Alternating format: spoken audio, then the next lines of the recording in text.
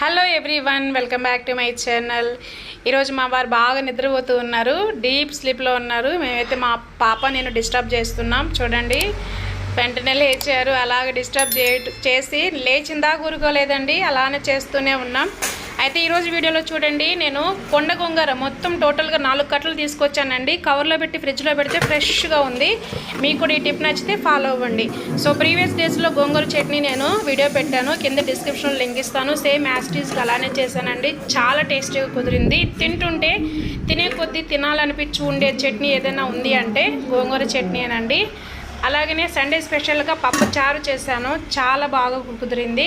చూస్తే సాంబార్ అనుకుంటారు, సాంబార్ కాదండి, పప్పు చారు చేశాను. ఎక్కువగా సొరకాయ ముక్కలు అలాగనే ఇలా చూడండి మునక్కాడలు వేసి చేశాను. చాలా చాలా టేస్టీగా కుదిరింది. బాగా ఉడికిపోయినాయి, మెత్తగా తింటూ ఉంటే ఇంకా తినాలనిపించింది. మన ఛానల్ని సబ్స్క్రైబ్